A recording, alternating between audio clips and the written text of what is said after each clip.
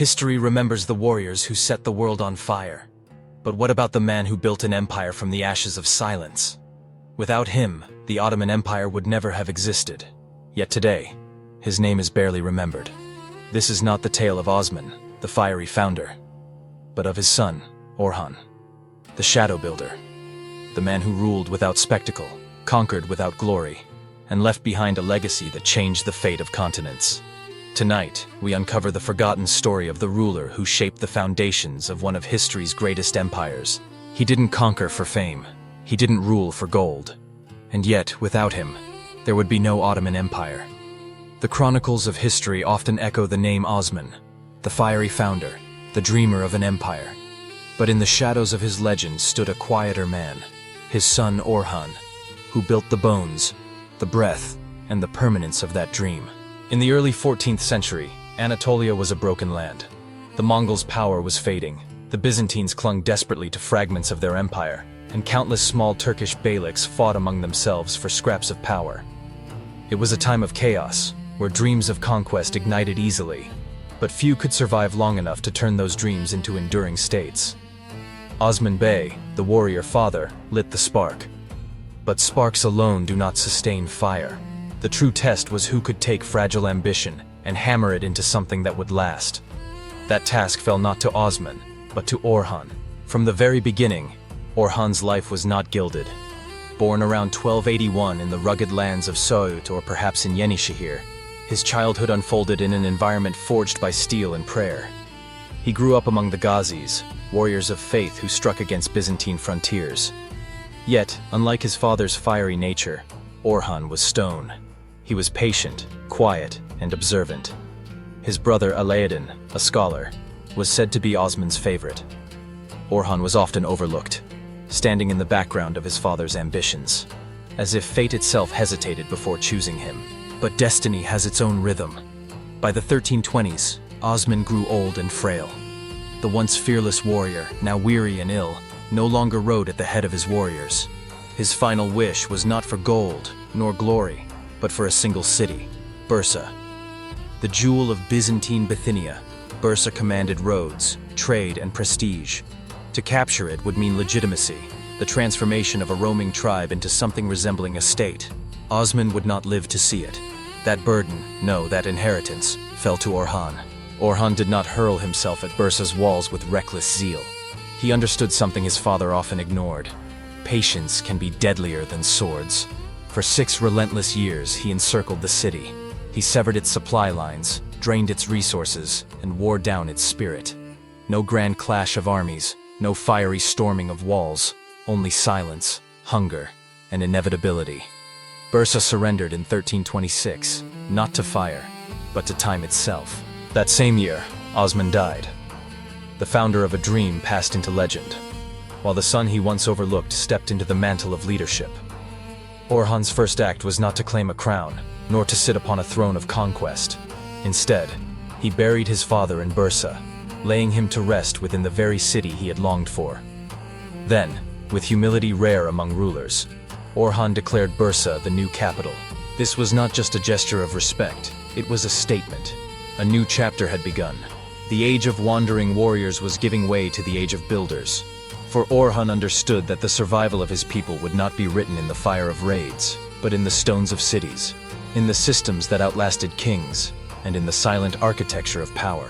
And so the world that remembered Osman as flame would soon come to know Orhan as stone.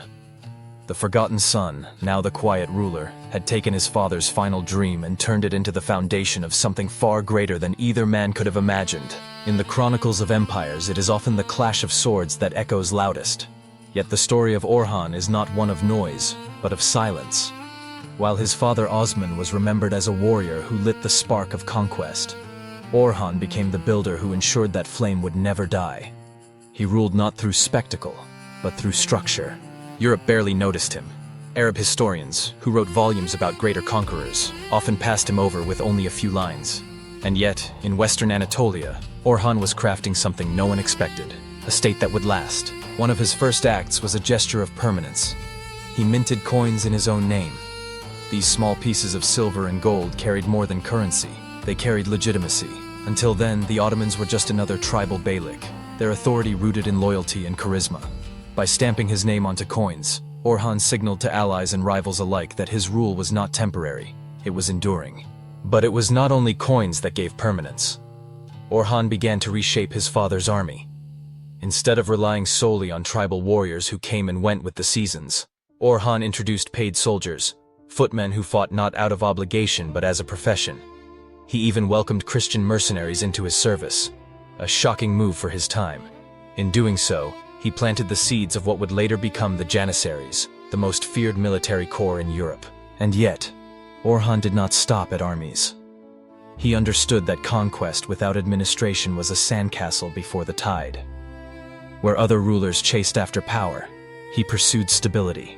He built mosques, not only as houses of worship, but as symbols of legitimacy. He constructed schools and madrasas, ensuring that knowledge, law, and faith would serve as the backbone of his rising state. Public kitchens fed the poor. Bridges carried caravans across rivers. Caravanserais offered rest to merchants along trade routes. These were not the works of a warlord, but of a ruler envisioning a civilization. Perhaps the most remarkable moment of his reign came not on a battlefield, but in the quiet chambers of family politics. Orhan's brother Alaeddin, the scholar and Osman's favorite, might easily have contested power. In the history of Islamic dynasties, brother fought brother, blood spilled for thrones, and rival heirs left trails of corpses in their path. But Orhan did not fight his brother. Instead, he offered Alaeddin a share in governance. Together, they divided responsibilities. Orhan ruling as Bey, Alaeddin shaping institutions like law and administration. There was no betrayal, no rebellion, no bloodshed.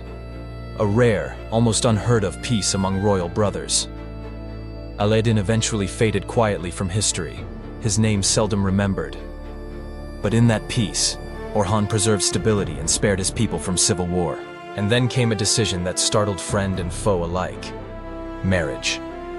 Orhan married Theodora, the daughter of the Byzantine Emperor John VI Cantacuzene, a Muslim ruler, son of Osman, wedding a Christian princess from Constantinople itself. This was not a tale of romance. It was a masterstroke of politics. With one union, Orhan pierced the Byzantine heart without drawing a blade. He wove himself into their dynasty, securing legitimacy and influence that no battlefield could have won. This was Orhan's genius. He conquered without conquest, advanced without noise. Where others sought to burn Byzantium's walls, he quietly married into its blood.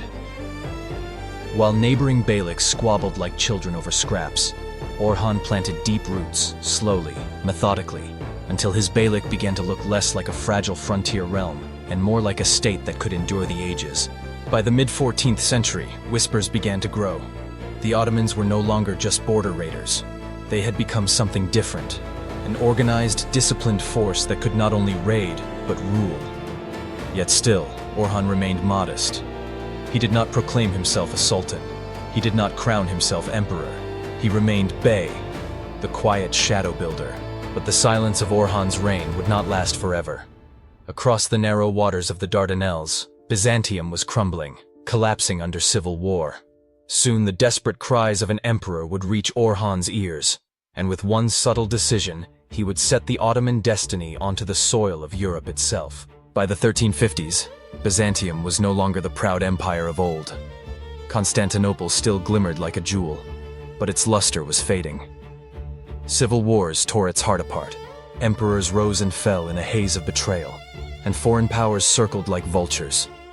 The once mighty empire had become a skeleton of its former glory. Amid this decay stood Emperor John VI Cantacuzene, torn between enemies abroad and rivals within. Surrounded by collapsing walls of loyalty, he reached for help in desperation. And so he turned, not to fellow Christian princes, but to his son-in-law, Orhan Bey, ruler of the rising Ottomans. Orhan's response was quiet, almost unremarkable at first.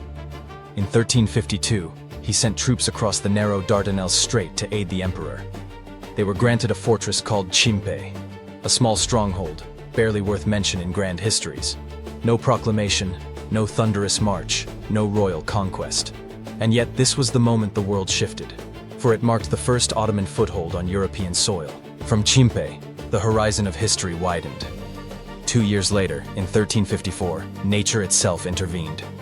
A massive earthquake shook the Gallipoli Peninsula, toppling Byzantine fortifications, cracking walls, and leaving the city vulnerable. Before the Byzantines could rebuild, Orhan's son, Suleiman Pasha, struck with speed and precision. He seized Gallipoli, not with endless armies, but with decisiveness. In one swift act, the Ottomans turned a ruined Byzantine port into their European gateway. It was not only a conquest of stone and soil, it was a conquest of destiny. From Gallipoli, the Balkans opened wide. Villages, towns, and kingdoms of southeastern Europe suddenly stood within Ottoman reach. The Crusader states trembled, and Christian Europe watched in dread as a once unknown Turkish beylik anchored itself permanently on their continent. Yet even in triumph, tragedy shadowed Orhan's reign. Suleiman, the beloved son who had delivered this decisive victory, did not live to see its fruits. Only months later, he died in a tragic accident, falling from his horse. To Orhan, it was not merely the loss of a son, but the silencing of his brightest general, his heir of fire and brilliance. Some say the old ruler never recovered from the grief. What is striking is that Orhan himself never set foot in Europe. He remained in Bursa, the capital he had nurtured, while his soldiers and sons carried Ottoman banners across the waters. And yet, it was his strategy, his patience, his foundations that made these conquests possible. Without his silent choices, the army he reformed, the alliances he built, the stability he preserved, no Ottoman soldier would have stood on European soil. The crossing into Europe was not a thunderclap of conquest, but a whisper that became an avalanche. A fortress here, a ruined city there. And suddenly, history's current was flowing in a new direction. Byzantium, once the guardian of the continent, had unwittingly opened the door to its own conqueror. And behind it all, Orhan remained the same, silent, steady, and shadowed by grief. He did not crown himself with these victories, nor carve his name into their glory. But the tide he set in motion would sweep across continents for centuries. Orhan Gazi ruled for 36 years, a span longer than many of the sultans who would come after him. And yet his name rarely stands among the titans of history. He did not dazzle with spectacle, nor did he thunder across continents with overwhelming force. His power was quieter, steadier, built not in moments of fire, but in years of stone. Under his rule, Bursa flourished. The once Byzantine stronghold transformed into a vibrant capital. Its textile workshops hummed with life, weaving cloth that traveled along caravan routes stretching to Persia, Central Asia, and the Silk Road beyond. Merchants from faraway lands found in Bursa not just a market, but a city of stability and law. Where chaos had once ruled, Orhan built order. He expanded his father's vision not by mere conquest, but by institutions. He commissioned mosques that anchored faith, hospitals that tended to the sick, and madrasas that cultivated scholars. In his world, the sword and the book were not rivals. They were partners, shaping a civilization that could endure both war and peace. Perhaps Orhan's greatest gift to the Ottomans was not land or wealth, but continuity. He trained the next generation, preparing his son Murad to take the reins of a rising state. Murad would later become the first true imperial sultan, expanding deep into Europe, shaping the Ottomans into an empire that could no longer be ignored. But behind Murad's triumphs stood Orhan's patient foundations. Without the silent builder, there would have been no empire for Murad to inherit. And yet, Orhan never styled himself as sultan. He remained simply bey, the humble chieftain of a growing people. Was this modesty? Or perhaps a shadow he never escaped? The towering legend of his father Osman, the flame that had started it all. Orhan may have known that his role was not to shine, but to sustain. That his task was not to be remembered, but to ensure that what was remembered endured. He died around 1362, quietly, as he had lived.